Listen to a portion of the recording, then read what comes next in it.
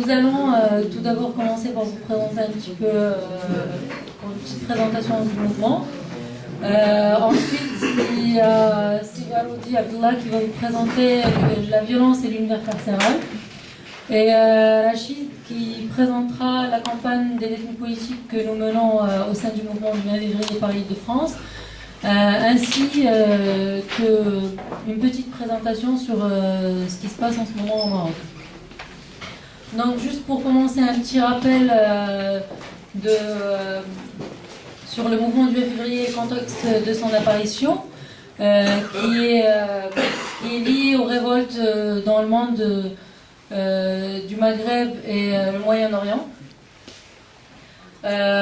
qui a fait chuter certains dictateurs dans le Maghreb, notamment Ben Ali, Kadhafi, Moubarak.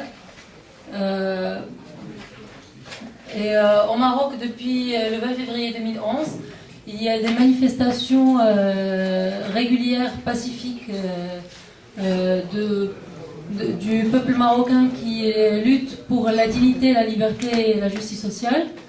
Malheureusement, la réponse depuis cette date-là jusqu'à maintenant du système marzanien marocain et la répression régulière contre ces militants. Ces manifestations sont organisées dans tout le Maroc, dans des villes, des villages. Il y a quelques manifestations qui étaient des fois en même temps dans 140 villes au Maroc, ce qui est un peu différent des autres pays où notamment les manifestations sont généralement dans une ville ou dans quelques villes, alors que le Maroc, sa différence par rapport à ces pays-là, c'est que les révoltes sont dans des villes, des villages dont on n'a jamais entendu parler, même nous, que le système marocain oublie, qui sont oubliés. Donc je disais, la réponse du Marseille était sauvage contre ces militants-là. Il y a eu plusieurs martyrs qui sont tombés juste après le 20 février. Plusieurs détentions politiques qui sont allées même à 12 ans de prison. Je vais pas m'attarder sur ça et je vais laisser la parole à M. Barodi. Je vous présente le schéma de mon intervention. D'abord, il y a une introduction liminaire. Et puis le deuxième point, c'est la violence politique de l'État marzen, de la violence royale. Parce que vous voyez, comme je l'ai déjà dit, le Marzen est une véritable galaxie. Et puis la monarchie occupe le centre. Alors évidemment, tout le Marzen en tant qu'institution tourne autour, comme vraiment une véritable galaxie, autour de la monarchie. Et puis il y a le quatrième point, les aides françaises, israéliennes et américaines pour la mise sur pied de l'appareil de violence contre le peuple marocain. L'univers carcéral du Marzen, c'est constant. Et puis à la fin, la trahison des clercs, selon la formule de Julien Benda. Et puis, notre formule très célèbre, les intellectuels organiques d'Antonio Gramsci, philosophe italien du siècle dernier. Alors, le Marzen, en fin de compte, comme je l'ai dit, est une véritable galaxie. Et ce qui caractérise le système Marzen, je l'ai déjà dit, c'est vraiment son opacité. Parce que jamais il n'y a eu d'études sérieuses sur ce système. Moi, j'ai élaboré un livre, mais de 350 pages, je l'ai déjà dit, il m'a été volé, tout simplement. Parce qu'il se trouve que les analphabètes volent tout. Quand quelque chose leur tombe sur la main, ils le volent tout ça. Parce qu'ils sont évidemment les symboles évidemment de l'ignorance. La violence selon Hegel, quand il s'institutionnalise, il devient automatiquement tyrannie. automatiquement. C'est le corollaire, la tyrannie est le corollaire de la violence. Rousseau, lui, il a un autre point de vue. Si on est dans le cadre d'un contrat social, c'est-à-dire une sorte de dialogue, la tyrannie est impossible. On n'arrive pas à un système où la violence est règne. Épictète, c'est un philosophe romain du 1er siècle après Jésus-Christ, où il affirme que la liberté, lui, Épictète, c'est un ancien esclave. Et il affirme par une formule célèbre, la liberté est le principe de la vie. Et cette formule célèbre a traversé les siècles, sinon on tombe automatiquement dans la tyrannie et la servitude. Or, vous voyez bien que le Makhzen n'a rien à voir ni avec la liberté, ni rien du tout, parce que le Makhzen est par essence un système de violence. Et par essence un système de violence. Il existe évidemment, il fonctionne depuis des siècles, et la violence qu'il utilise est sans limite. Ça ne date pas ni de Hassan II, ni de ceux des sultans médiocres qui l'ont précédé. Il n'y a qu'à vous remettre en mémoire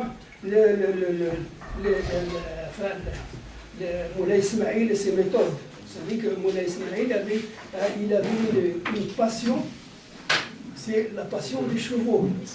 Alors le matin, après le petit déjeuner, pratiquement, il monte sur son cheval pour sa course quotidienne, et puis il y a l'esclave qui le tient, comme on dit, et puis l'autre qui tient le cheval. Et quand il s'est bien placé sur la selle, il sort son sabre et il envoie la tête de l'esclave. Et ça c'était un jeu pour lui. C'est pour vous dire que la violence, absolument, se situe au sein même du système Makhzen. Et que, par exemple, vous avez déjà entendu que le monsieur actuel qui est rabat, il boxe ses collaborateurs. Il boxe carrément. Et puis il s'entraîne pour ça. Vous voyez, le Mou'tasim, qui est professeur de droit et qui est l'un de ses conseillers, et c'est lui qui a pendu la Constitution, la dernière Constitution entre guillemets. Eh bien, il a tellement boxé qu'il était venu ici se soigner pour se retaper. Alors c'est ça. Donc en fin de compte, la violence se situe exactement au sein du système. Il y a une reproduction de cette violence, de la force. Et d'ailleurs, la preuve, c'est que ce système, le Makhzen alaouite, date de 380 ans, je l'ai déjà dit. C'est-à-dire du temps de Louis XIII. Évidemment, ce qu'on appelle ici M. Chirac et autres, il dit c'est la stabilité. Allez-y comprendre quelque chose. Si les Français voulaient vraiment revenir à Louis XIII, actuellement. Le système Makhzen, il a plusieurs caractéristiques. Il a plusieurs caractéristiques et toutes ces caractéristiques ont pour dénominateur commun la violence. Il y a l'immobilisme et le non-changement en tant que dogme idéologique de perpétuation et évidemment de reproduction. Il y a la violence et la terreur sans limite. Il y a la théocratie et l'instrumentalisation inquisitoriale de l'islam à des fins de légitimation de la sur-tyrannie. Il y a la tyrannie, la terreur, la torture, la corruption, la stratégie de l'ignorance et de la crétinisation. L'utilisation de la drogue comme arme politique. Hassan II était un trafiquant de drogue. Le palais est toujours un trafiquant de drogue. Moi, j'ai le rapport de l'Office géopolitique des drogues de 1994 publié. On dit que tous ces gens sont cités dans le livre. Et d'ailleurs, quand je me suis débrouillé ce rapport en Bruxelles, l'ami qui m'a donné le rapport, il m'a dit ce n'est pas l'original. L'original, il est le nom de Hassan II qui est alors, l'autre point, le pillage, le saccage et la prédation en tant que stratégie d'appauvrissement, d'assujettissement des Marocains. Et à la fin, il y en a d'autres, l'essor du capitalisme sauvage depuis l'an 2000 renforce l'aspect précédent. Voilà les véritables caractéristiques, et toutes ces caractéristiques ont pour dénominateur commun la violence. Par exemple, pour le dogme de l'immobilisme et du non-changement, on peut même formuler un théorème général. Théorème 1. Tout pouvoir faisant de l'immobilisme et du non-changement un dogme idéologique pour sa perpétuation et sa reproduction est nécessairement un pouvoir absolu tyrannique, donc un pouvoir de violence et de guerre, et pour qui la force est la seule politique, en tant que levier entre les mains d'une caste de prédateurs ou d'un satrape sanguinaire. L'exemple, par exemple, de l'instance du sacré pour la légitimation. Je formule aussi un autre théorème. Un autre théorème, on peut le considérer comme général. Tout pouvoir s'arc-boutant sur l'instance du sacré pour sa légitimation idéologique est par essence un pouvoir totalitaire et tyrannique. Donc un pouvoir de violence et de guerre induisant nécessairement des tragédies à répétition et un Sahara sociopolitique, économique et culturel. Voilà, et ça, évidemment, ces deux théorèmes s'appliquent absolument, totalement au Makhzen marocain. Totalement. Ça lui va comme un gant. Je vous ai déjà dit que le régime alaoui, actuellement, le Makhzen alaoui date de 380 ans, certains, évidemment, ici en France, ce n'est pas assez. Ce n'est pas assez. Maintenant, passons à ce que j'appelle de la violence royale. Moi, j'ai parlé maintenant jusqu'à présent du Makhzen en tant qu'institution, c'est-à-dire l'extérieur de la galaxie. Maintenant, on va au cœur, c'est-à-dire de la violence royale, en tant que moteur de la galaxie. Il y a une sorte de gravitation. Selon Caligula, empereur romain de triste mémoire, il dit « Peu m'importe qu'il me méprise ou qu'il me haïsse, pour peu qu'il me craigne. » Et c'est exactement la philosophie, entre guillemets, de Hassan II. Hassan II a réussi à plier les échines. D'ailleurs, vous vous rappelez, certains ont vu la photo des gens, ce que j'appelle la gymnastique de l'angle droit. Quand il y a la BA ou tout ça, tout le monde se met vraiment en équerre comme ça. Alors je l'ai appelé dans le poème de 17 pages que j'ai écrit en arabe traduit en français, je l'ai appelé la gymnastique de l'angle droit. Je l'ai ici, je vais vous le montrer. Donc, il y a absolument une sorte d'asservissement et de servitude des sujets. Parce qu'il ne faut pas oublier, pour Hassan II et tout le système moderne, il n'y a que des sujets. Il n'y a pas de citoyens. Ce sont des gens, les Marocains, ce sont des sujets. Pire que ça, c'est du cheptel. Rappelez-vous de la formule Ra'ayan al-Awfiya. Fidèle chepteluna. C'est exactement ça. D'ailleurs, le rituel de la BA, il est là, c'est une cérémonie de la servitude. Dans le système Makhzen, il y a un mutisme. qu'on appelle, en termes marxistes, la formation sociale marocaine est atteinte d'une aphasie. Les sujets sont atteints d'une sorte de strangulation. Ils ne peuvent pas formuler ce qu'ils ont dans la tête, parce qu'ils sont terrorisés, tout simplement, pour rappeler la formule de Caligula. C'est ça. Et Hassan était parfaitement, parce que, comme je l'ai dit dans ma lettre que je lui ai envoyée de 31 pages et qui figure sur Internet, c'est un individu essentiellement négatif, et qui était animé d'un sadisme absolument sauvage. Il assistait aux séances de torture des années 60, avec aux frères comme maître d'œuvre.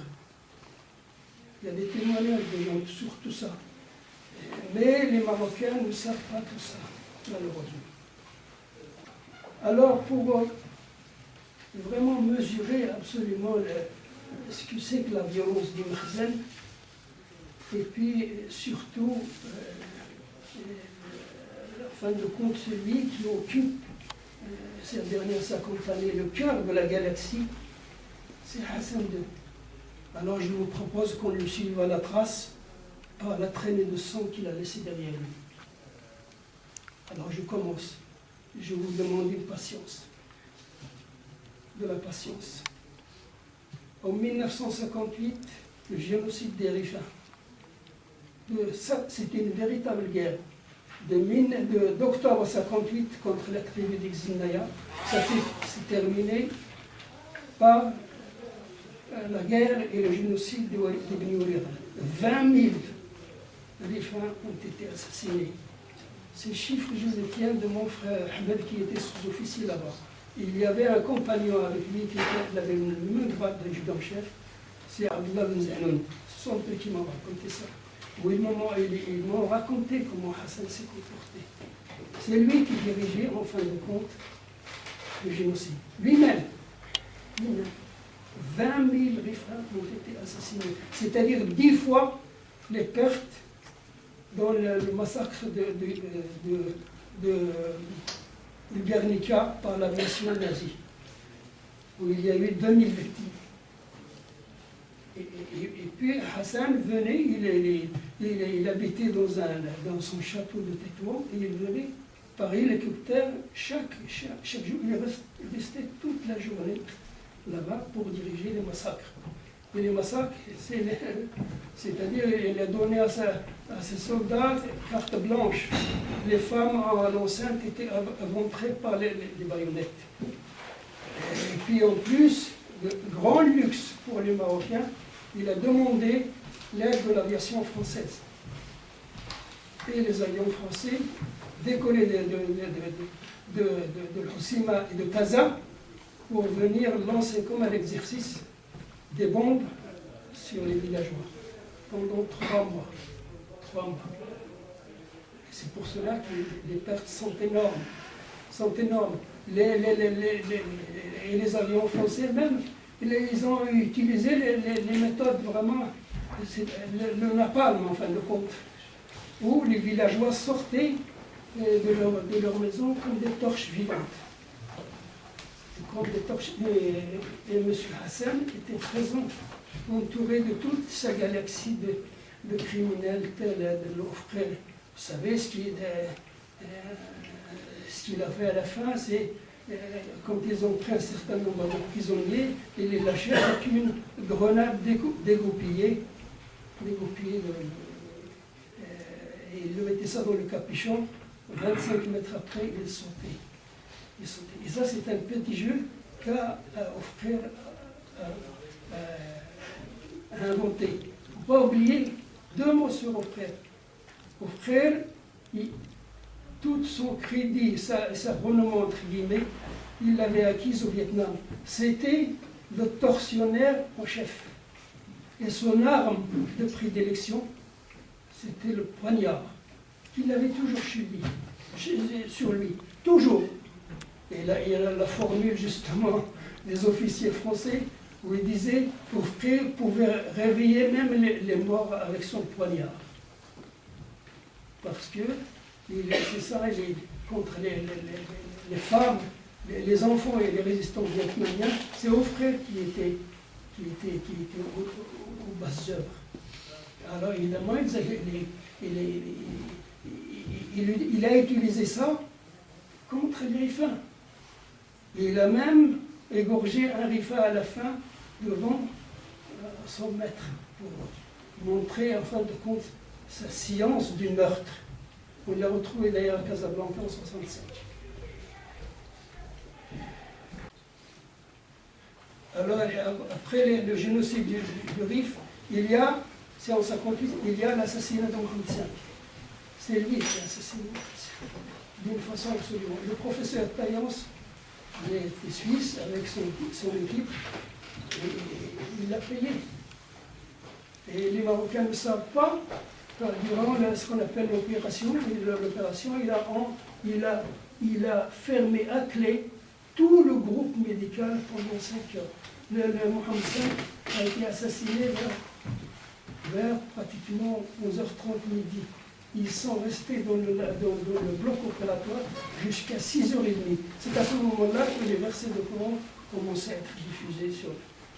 Pendant ce temps, il a pris des dispositions militaires et il a amené les petits caniches, les ulama petits caniches, pour le dire, bon, le proclamer roi. Alors qu'il a assassiné. C'est pour cela que Hassan II doit être jugé. Il faut qu'il soit jugé. Même si, évidemment, peut-être moi je ne serai plus de ce monde, mais j'espère vraiment qu'il sera jugé un jour pour ses crimes et ses trahisons. Parce que c'est un criminel et c'est un traître aussi de l'autre volet. C'est pas moi qui le dis. Si Hassan Haïkel, l'ancien directeur de l'Ahram et conseiller pendant 18 ans du président Nasser. Il a publié un livre qui s'appelle Kalaf et Siasa. Il est dans les librairies ici, si vous voulez. Où il dit, j'ai rencontré pendant 11 fois et tous mes propos ont été rapportés, sont arrivés chez le Mossad. C'est Haïkel qui a dit ça. Il y a après l'insurrection de 23-25 et le 65 à Casablanca. Il y a Ibn Barka et Tamir Zoumouri qui ont été trucidés ici, en France, en plein Paris, capitale de la démocratie française. Et maintenant, on sait exactement toutes les responsabilités, qui a assassiné Ibn Barka, qui a assassiné Tamir Zoumouri. C'était mon ami. Je l'ai rencontré 15 jours avant qu'il soit trucidé, où il m'a dit textuellement, je suis en danger. Et puis la police l'a envoyé comme ça, il a dit qu'il s'est suicidé. Alors ce qu'ils ne savent pas, c'est que Tamir Zoumouri, il avait une poliomyélite, il ne pouvait pas soulever son bras gauche. Alors quand ils l'ont assassiné, ils l'ont tendu avec une bicyclette, avec une chaîne de bicyclette. Alors c'est vous dire la difficulté de se faire pendre avec une bicyclette, peut-être avec une corde. Mais de toute façon, il ne peut pas, il me l'a dit lui-même. C'est vous dire. Et puis, il y a les deux coups d'État 71 et 72, les deux coups d'État militaires de 72 et 67, où justement, quand à Babou et ses 1400 cadets sont descendus pour venir foutre la pagaille dans la grande bouffe de Hassan II à l'occasion du 42e anniversaire de sa naissance. Et il ne dut son salut, c'est parce qu'il y avait 3 coups d'État ici. Et le deuxième coup d'État, il y avait 2 coups d'État dans un seul. C'est pour cela que Hassan II a échappé, parce qu'il était perdu. Il était perdu. Et puis après les 2 coups d'État, pratiquement sur 1400, 1000 ont été, il y a un grand nombre de victimes, et puis d'autres qui ont été incarcérés, mais 1400, parce que l'académie militaire d'où est parti à Babou, il était implanté à c'est mon patelin. Alors, je connais les détails de tout ce coup d'État, depuis le début. Et 1400 qui ont pratiquement combattu jusqu'à l'épuisement de leurs munitions. Ils ont été amenés au camp Moula Ismail le 11 juillet 1971. Ils ont été alignés 10 par 10 et pratiquement assassinés à la mitrailleuse du 7. Et Hassan qui aurait dit, il s'est levé, contrairement à son habitude. Hassan ne se levait qu'à 11h30 midi. Parce que des fêtes de ses orgies, il avait 80 putes, enfin, les concubines, 80. Et puis, il se droguait. Et en plus, il souffrait d'insomnie. Alors c'est pour cela qu'il se levait. Je vous dis vraiment tout ça, c'est la vérité. Il se levait à 11h30, et ce jour-là, il a fait l'effort surhumain, entre guillemets, de venir assister à l'assassinat des cadets qui avaient pratiquement entre 18 et 20 ans. Il n'était pas responsable, il ne savait même pas qu'il y avait un coup d'État. Les seules personnes qui savaient qu'il y avait un coup d'État, il y avait Amaro et le capitaine Chabat, son adjoint. C'est les deux seuls. Pour le reste, tout le monde savait qu'ils allaient en manœuvre dans la forêt de Mouknadi. Ils ont été assassinés et Hassan a assisté. Et puis les officiers supérieurs, les 10 officiers supérieurs, Bougrine et tout ça, il a assisté aussi quand ils ont été fusillés en plein jour. En plein jour, il assistait aussi. Et il avait prévu un dispositif. Si jamais il avait disposé le premier rang et le deuxième rang, si jamais le premier rang n'ouvre pas le feu sur les généraux, le deuxième rang, ils avaient ordre de tirer sur leurs camarades devant. C'est ça. Alors il assistait aussi. Quant au deuxième coup d'État de 72, où il y avait, je vous signale que les deux coups d'État, l'avant-garde des deux coups d'État, c'est des officiers rifins. Et pourquoi? En réaction du génocide de 58. Ababo Ibn Bouh était originaire de la ville d'Aknoul. Le Kouera et le colonel Al-Kharani et le commandant Kouera étaient originaires de Chaoun. Ce sont tous les 4 des rivins. C'est ça. Et puis, quand ils ont été pris comme prisonniers, alors tous les officiers qui ont participé ont été torturés d'abord. Avant d'être fusillés, ils ont été torturés à mort. Et Hassan assistait à leur torture. Et la torture la plus atroce, c'était Al-Qaran. Al-Qaran qui était un grand patriote à Al-Qaran. Parce qu'Al-Qaran souffrait d'une très grave maladie des reins. Très grave maladie des reins. Il devait faire de la dialyse chaque semaine. Sinon, il tombe dans le coma. Or, Al-Qaran, quand il était torturé, il était pratiquement dans un état comateux. Et Hassan était présent. Et vous savez la formule qu'il lui a dit. Il lui a dit, tu sais, Al-Qaran, tous les gens qui ont levé la main sur la dynastie alaouite ont été détruits. Et c'est pratiquement dans un état comateux qu'ils ont amené Al-Qaran, il a été ficelé à un poteau, il a été fusillé. Alors qu'il était dans un état semi-comateux. Et Hassan était présent.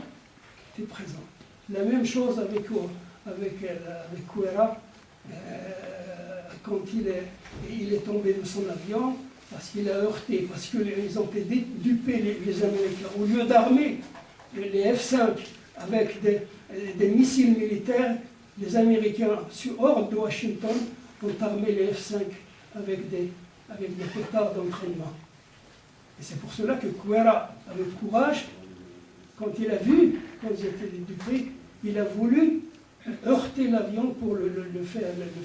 Et il a eu la jambe cassée, ils l'ont récupéré et il a été torturé absolument en mort. Mais Kouera a été... C'est pas possible. Un courage absolument surhumain. Et puis, il y a, je continue, il y a Tasmamad, tous les rescapés de ce coup d'État ont été enterrés vivants à Tasmamad. Vous savez la formule que Hassan disait au sujet de Tasmamad, je veux qu'il... Ça c'est Boreklat qui a rappelé, je veux qu'il meure à petit feu. Effectivement, il y a parmi les gens de Tasmamad, il y a des gens qui sont morts, ils furent dévorés par les vers. D'autres sont morts, ils étaient fous. Alors, c'est pour cela qu'il les a laissés à petit feu. Ils sont morts à petit feu. Un autre aspect de la tyrannie et de la folie meurtrière, la famille de frères. La famille de frères n'était aucunement responsable des agissements du chef de famille. Et pourtant, ils ont été emprisonnés pendant 18 ans. Et surtout qu'il y avait des enfants. Il y a leur mère et puis les enfants, ils étaient tous complètement en dehors de tout. Et pourtant, Hassan les a incarcérés. Parce que Hassan, c'était un sadique. Il jouissait vraiment de la souffrance des autres.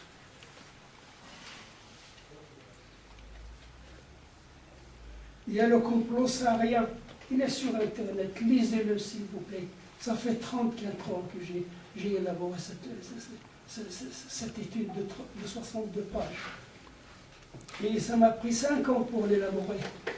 Il y a tout, absolument tout. Comment Hassan, qui était pratiquement fichu après, son système était sur le point et il a inventé le complot saharien. Le complot saharien lui a permis de remonter la pente et le complot saharien continue. Jusqu'à présent, d'après Crédit Groupe International, il a coûté au peuple marocain 120 milliards d'euros, 1200 milliards de dirhams. C'est pour ça que les Marocains se portent très bien, sont bien nourris, bien logés, bien soignés, bien habillés. Le peuple marocain est complètement ruiné à cause de cette histoire.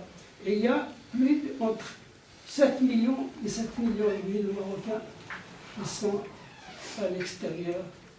Parce qu'il y a, comme il dit, un certain nombre de Marocains disent, il n'y a aucun avenir au Maroc. Il n'y a aucun avenir au Maroc. Alors une jeunesse qui dit qu'il n'y a aucun avenir au Maroc, le pays n'a aucun avenir. Et pourtant, toutes les capitales occidentales savent ça. Mais ils préfèrent la stabilité. 380 années. C'est ce que les gens bien intentionnés, et en plus les médias qui disent que le régime marocain est une exception. S'il vous plaît. Sans des éditoriaux. C'est une exception. La stabilité pendant des siècles. C'est pas mal. Je voudrais bien avoir la tête des gens si jamais la France devait vivre à l'époque de Louis XIII. Je ne sais pas. Je voudrais bien les gens de l'UMP ou autres. Le complot saharien, je vous demande instamment, parce que vraiment, ça m'a demandé des années. Et il y a toute une histoire pour sa publication. Quand je l'ai présenté au début de 79, M. Pouillon, qui était au Collège de France, il m'a dit, M. Brody, ce n'est pas les idées contre lui, c'est ça.